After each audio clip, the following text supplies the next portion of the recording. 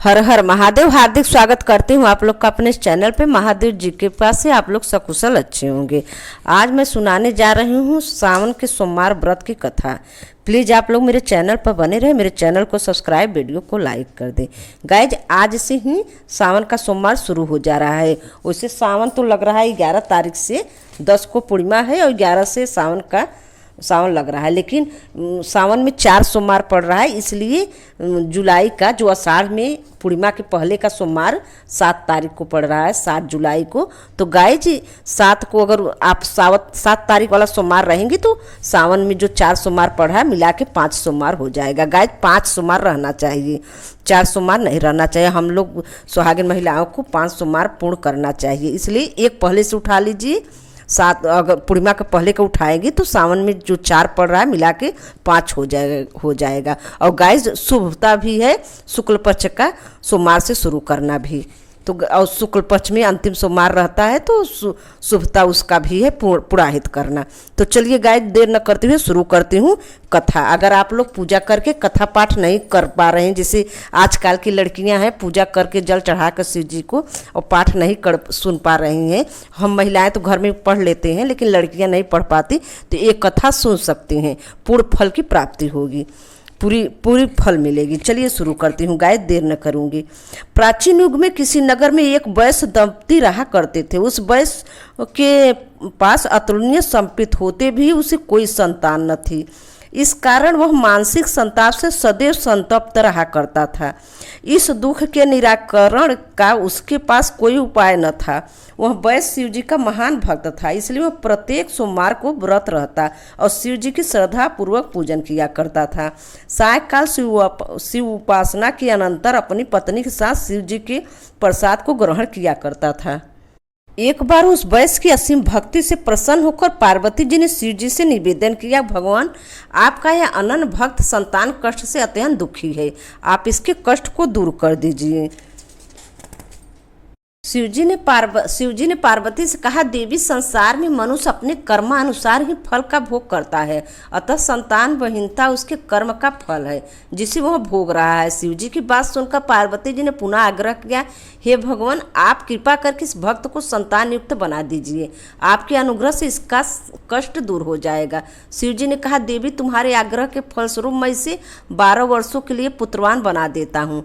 ऐसा कहकर शिव जी ने उस वैश्य को पुत्रवान होने का वरदान दे दिया। कुछ समय व्यतीत होने पर वरदान के फलस्वरूप उस वैश्य की पत्नी ने गर्भ धारण किया और उसे पुत्र रत्न की उपलब्धि हुई। पुत्र उत्पत्ति के समय उस वैश्य के वैदिक रीति से उसका जात कर्म संपन्न कराया। इस प्रकार से बालक की 11 वर्ष पूरे हो गए। वह वैश्य बालक की आयु के संबंध में पहले से जानता था, अतः आयु संबंधी चिंता उस वैश्य को निकट आती गई। इसी समय एक दिन वैश्य पत्नी ने पुत्र के विवाह की बात उस वैश्य से उठाई। उसके उत्तर में वैश्य ने कहा, अभी विवाह की क्या जल्दी, अभी मैं बालक को विद्याध्ययन के लिए बाहर भेजना चाहता हूँ, अध्ययन के पश्चात ही विवाह कार्य संपन्न किया जाएगा।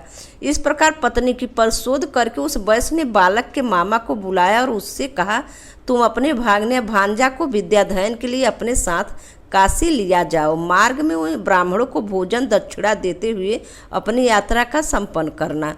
पिता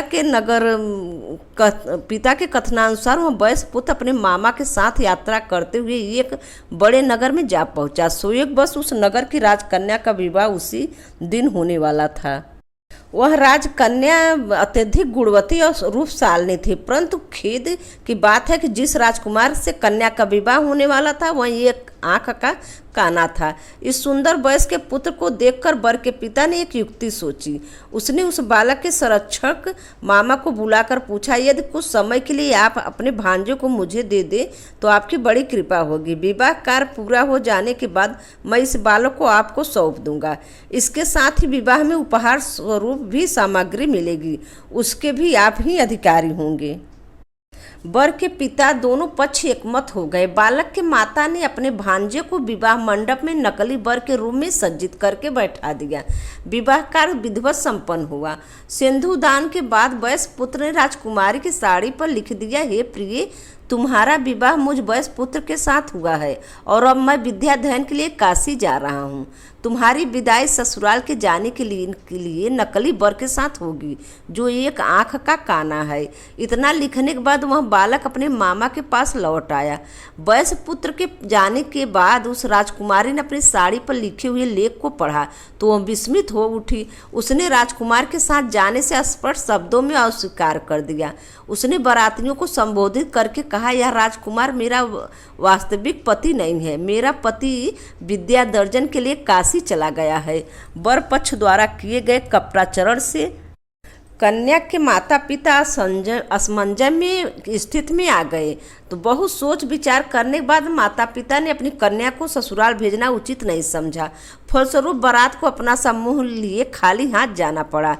उधर काशी पहुंचकर वैश्य पुत्र विद्याधन में जुट गया और उसका मामा यज्ञ कार्यों में निवृत्त हो गया। इस प्रकार बालक के जीवन के 12 वर्ष पूरे हो गए। लड़के ने अपने मामा से कहा, मामा जी आज मेरी तबीयत ठीक नहीं है, इसलिए मैं थोड़ी देर के लिए विश्राम करना चाहता हूँ। इतना कहकर वह बालक शयन के लिए चला गया। कुछ समय बाद जब वह मामा ने भांजे को निरीक्षण किया तो उसे मृत अवस्था में पड़ा पाया। उस समय उसका मामा यज्ञ में तल्लीन था। यज्ञ की समाप्ति के बाद वह फूट फूट कर रो पड़ा। उसी समय पार्वती जी के साथ आकाशवाणी मार्ग में शिव जी जा रहे थे। उस करुण चित्कार को सुनकर पार्वती जी का मन दयाद हो उठा। उन्होंने शिव जी से कहा, भगवान इतना घोर क्रुदन कौन कर रहा है, इसके कारण क्या पता लगाना चाहिए। पार्वती जी के अनुरोध से शिव जी उस मृत बालक के निकट गए। पार्वती जी ने उस बालक को पहचान कर कहा, भगवान यह तो वही बालक है जो आपके वरदान द्वारा उत्पन्न हुआ था, उसकी मृत्यु कैसे हुई। शिव जी बोले, हे देवी, यह बालक वही 12 वर्ष की आयु को भोग कर मृतक हो गया है। पार्वती जी ने निवेदन किया कि आप भगवान आप इसे पूरी आयु प्रदान करें, जीवित कीजिए, अन्यथा आपका यह भक्त वैश्य अपना प्राण धारण नहीं कर सकेगा, निश्चय ही उसकी मृत्यु हो जाएगी। पार्वती जी के आग्रह से शिव जी ने उस बालक को पूर्ण जीवन प्रदान किया और शिवलोक को चले गए। शिव जी की कृपा से बालक का नवजीवन प्राप्त कर मामा के साथ अपने नगर की ओर चल पड़ा। मार्ग में चलते हुए वह उसी नगर में ठहरा जहाँ उसका विवाह राजकुमारी के साथ हुआ था। वहाँ उसने यज्ञ करके कर्म पुरोहितों को भोजन दक्षिणा दिया। उस वैत्र के आगमन की सूचना ब्राह्मणों द्वारा राजा को मिली।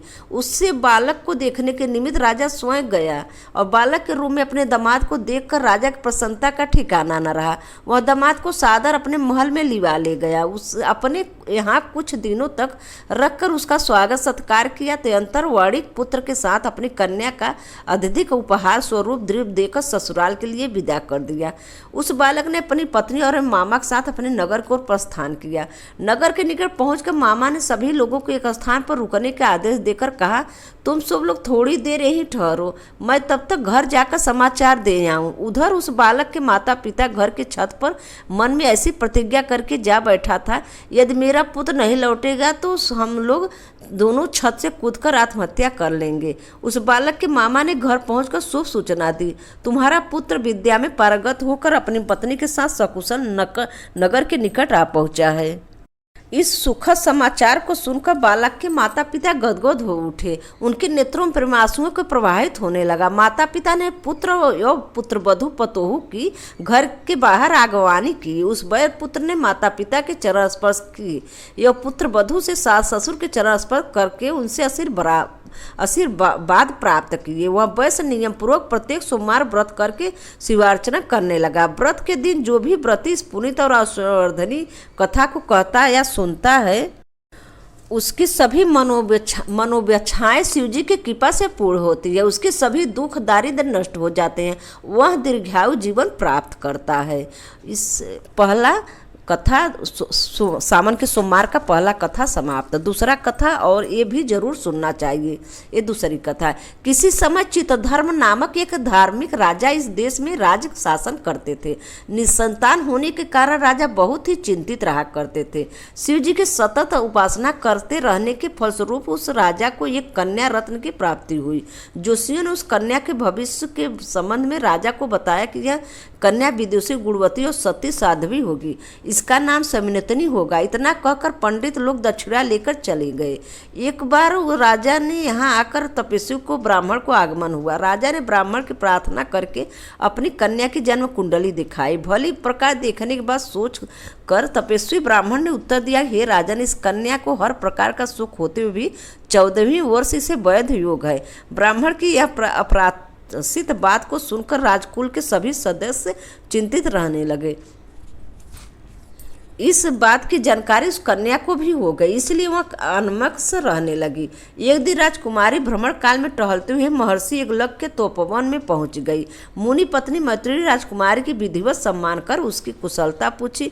समनति ने पंडितों द्वारा सुनी हुई अपनी विधवता की बात ऋषि पत्नी को बतलाई और उससे छुटकारा पाने का उपाय बतलाने की प्रार्थना की। सुनकर मैत्रेयी ने राजकुमारी से कहा, इस दोष के निवारणार्थ तो प्रत्येक सोमवार को व्रत रहकर शिव पार्वती पूजन करो। यदि तुम निरंतर 1 वर्ष तक इस तरह अनुष्ठान करोगी तो निश्चय ही तुम्हारे दोष का शमन होगा और अशुभ ग्रहों का कुप्रभाव जाता रहेगा। ऋषि पत्नी की बात में अटल विश्वास रखकर राजकुमारी अपने महल में लौट आई और नियमित रूप से सोमवार व्रत करके शिव पार्वती के पूजा करने लगी। जब राजकुमारी सन्मति के 13 वर्ष पूरे हो गए तो उसका विवाह विदर्भ देश के आधुनिक बरार के राजा नल के पुत्र चंद्रागद के साथ हो गया। 1 वर्ष तक सुखपूर्वक रहने के बाद एक दिन चंद्रागद स्नान करते हुए समय अचानक पैर फिसल जाने कारण जमुना नदी में डूब गया। मल्लाहों द्वारा बहुत प्रयत्न करने के पश्चात भी उसके शव का पता न लगा। दोनों राजकुलों में लोग शोक मग्न हो उठे। रानी समनति के पति के साथ सती होने का निश्चय किया, किंतु माता पिता निश्चय से वैसा करने में असमर्थ रहा।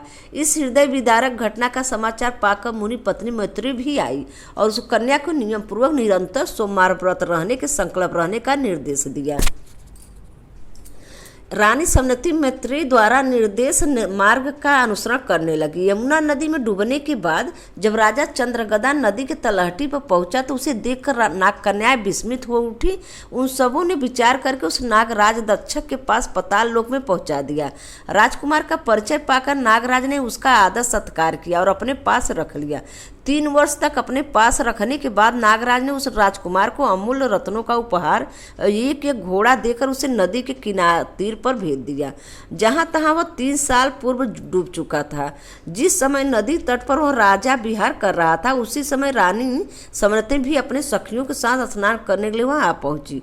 जब राजकुमार ने उसे समतनी को परिचय जानना चाहा तो उसकी सखियों ने पूर्व काल की घटित दुर्घटना की बात बताई, जिसे सुनकर चंद्रागद ने कहा कि उसके पति अभी भी जीवित है और उसके व्रत के प्रभाव से उसे शीघ्र प्राप्त होंगी।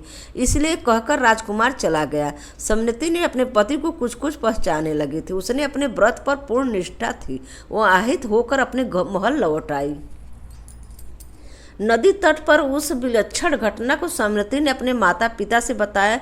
सुनकर सभी को प्रसन्नता हुई। कुछ दिनों बाद समनति ने अपने ससुराल चली गई। वह वहां अपने पुनर्जीवित पति के साथ सुखपूर्वक रहने लगी। चंद्रगदा के पिता इंद्रसेन अब बहुत ही बुद्ध हो चले थे, इसलिए उन्हें संपूर्ण राजभार अपने पति चंद्रागद को सौंप कर स्वयं वानप्रस्थ आश्रम में रहने का विचार किया। इधर अपने पति चंद्रागद के साथ रानी समनति अखंड राजसुख उपभोग करके अंत में स्वर्गामिनी हुई। अतः सभी नर नारियों को शिवजी का इस दुर्लभ प्रभाव वाले सोमवार व्रत का अनुष्ठान करके अपने सौभाग्य को बढ़ाना चाहिए। इस व्रत के प्रभाव से आने वाली संपूर्ण आपदाएं विनष्ट हो जाती है और अनिष्टकारी ग्रहों की शांति होती है।